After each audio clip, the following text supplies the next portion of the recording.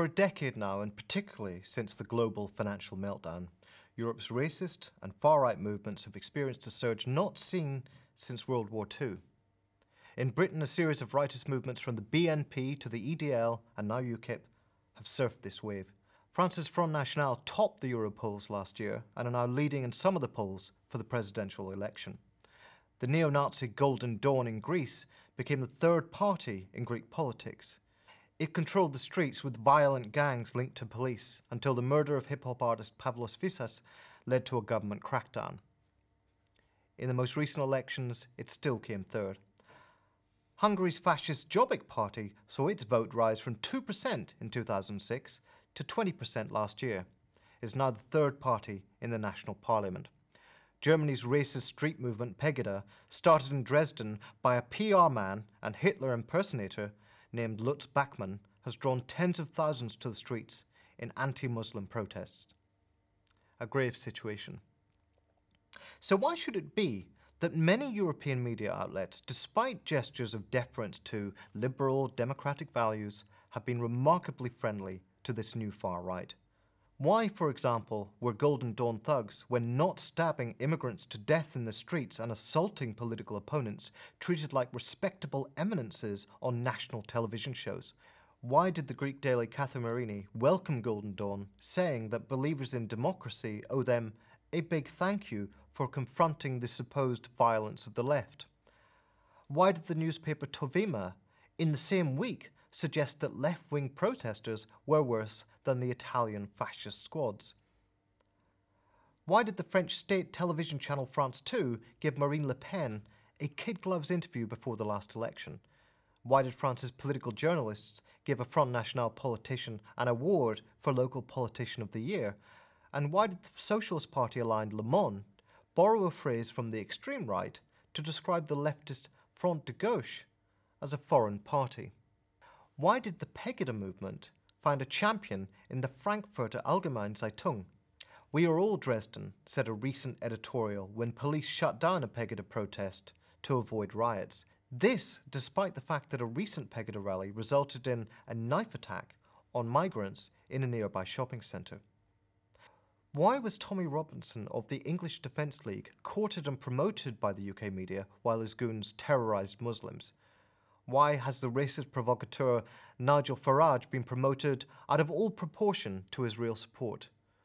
What about Hungary, where the media have been prevented from even describing Jobbik, a violent movement which declares that its goal is to overthrow parliamentary democracy, as a far-right party? Part of the explanation may be that the existing political elites have themselves indulged the far right. Following the Charlie Hebdo massacre, for example, President Hollande invited the leader of France's Front National, Marine Le Pen, to the Élysée for a high-profile meeting. He reportedly promised her that he would begin a national conversation about Islamic fundamentalism. However, it goes much deeper than that. The media doesn't merely pander to the far right. It gives them their language, their talking points, their issues, and this, once again, is closely related to the strategies of the extreme centre parties. During the decade or so in which the far right has climbed in the polls and gained in the streets, one issue has been at the centre of more controversies than any other: immigration. In Greece, this took a bloody turn as the anti-immigrant violence of Golden Dawn was prefaced by years of media furore about immigration and by government and police crackdowns. Particularly in the period from 2010 to 2012, the daily newspapers from Kathimerini to Tanea were filled with rhetoric comparing immigration to a war, an invasion, a tsunami, an occupation, a siege, a pillage, a bomb, an infection, a disease, an explosive situation, and a proliferation of crime. In the Czech Republic, it is not just the far right, but the mainstream media that refers to Roma gypsies, historically victims of Nazi genocide, as the inadaptable people, incapable of being assimilated into normal society. The same media provoked a nationwide series of attacks on Roma by misreporting an insignificant local brawl in Sluknov as a race attack by Roma against Czech citizens. In a similar way, the UK press complains of immigrants that they've stolen all our jobs, stereotypes Eastern European migrants as thieves, gangs, beggars, squatters, and criminals, and warns that 1 in 5 Britons will be ethnics in the future. Often the media simply amplifies official scaremongering and communicates policy justifications that feed into support for the far right. For example, in Britain, New Labour imprisoned asylum seekers and denied them access to benefits in order to prove their anti-immigrant mettle, thus legitimising media claims that refugees were bogus and validating the far right. The French government's brutal treatment of migrants in Calais has given respectability to the Front National's racism, handing them an issue to mobilise around. In Italy, it is the obscene crackdown on immigrants after the sinking of a migrant boat at Lampedusa which gave the racist right new life.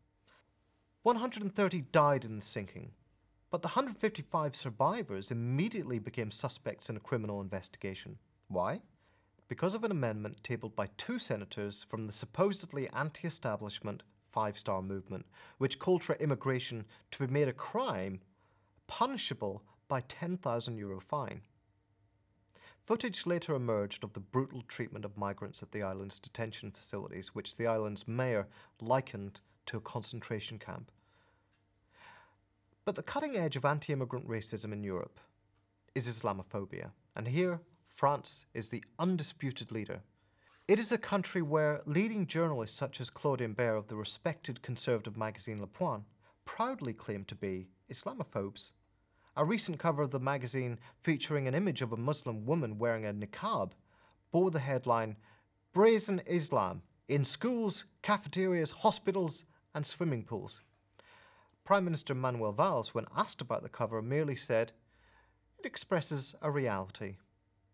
The magazine Lviv reported on the Islamic threat to schools, illustrated with a hijab-wearing Muslim woman. Closely following France is the UK, where it's not just right-wing tabloids pushing sensationalist headlines like "Muslims tell us how to run our schools." Even Labour-supporting columnists such as Polly Toynbee can describe herself without embarrassment as an Islamophobe and proud. Or Rod Little can write in the Sunday Times, "Islamophobia? Sign me up." In Denmark, it is not just the right-wing Jyllands-Posten which is behind the Danish cartoon saga on the warpath against Muslims. Almost every newspaper is anti-immigrant and anti-Muslim, and newspapers such as Information or the Berlingske think nothing of carrying statements such as "Muslims were born by pigs and think like pigs." In Germany, the tabloid newspaper Bild denounces Islam as criminal and murderous, while the more respectable Frankfurter Allgemeine Zeitung claims that Islam is contrary to German values. The obsession with bashing Muslims has different roots in different European countries. In France, it goes back to the socialist president Mitterrand and his attempt to scapegoat the country's North African migrant community for social unrest as he implemented unpopular austerity programs. Soon, popular media such as Figaro magazine were asking about French Muslims, "Will we still be French in 30 years?" And later it asked, "Immigration or invasion?" In the UK, it can be traced to the aftermath of the Rushdie affair, when the media and political class began to identify Muslims as a threat to both security and national values. Here it was not the tabloids, but respectable columnists such as Peregrine Worsthorne in The Telegraph, who identified Islam as a primitive enemy, fit only to be sensitively subjugated. Conor Cruise O'Brien in The Times, who characterised Muslim society as sick, or Charles Moore in The Spectator, who warned that the hooded hordes will win if Britain didn't adopt a more racist immigration policy. In other European countries, September 11th provided the cue. In each case, however, the shift by the media prompted parties of the far right to begin to change their strategies to take advantage of the new terrain. But they were enabled by the media's aggressive prosecution of Islam, using decontextualized snippets from the Quran to argue that it needed to be policed. As Britain's Telegraph put it, this war is not about terror, it is about Islam. There was a considerable overlap between the language of the far right and that of the press, as they cited the same decontextualized quotes from the Quran to justify their denunciations of Islam. Whether it was Nick Griffin denouncing Islam as an aggressive religion which seeks worldwide domination, Marine Le Pen denouncing mosques as an Islamo-Nazi occupation, or the far-right Swiss People's Party benefiting from a frenzied campaign calling for the banning of minarets, they all borrowed from the playbook of the mainstream media. When the Pegida movement claims to be defending Germany's Judeo-Christian culture against Islamic domination, they are borrowing from the late culture arguments which have appeared in the German newspapers. One reason, then, that many mainstream media outlets are sympathetic to the new far-right is that the fascists are using a language the media helped craft. Not only that, but they are using issues which the dominant parties of the neoliberal centre linked to the major media outlets have themselves created, from New Labour in Britain to New Democracy in Greece. Finally, in some cases it turns out that the mainstream media, while committed to parliamentarism, consider the far-right a useful ally against the left. The far-right owes a big thank you to the media.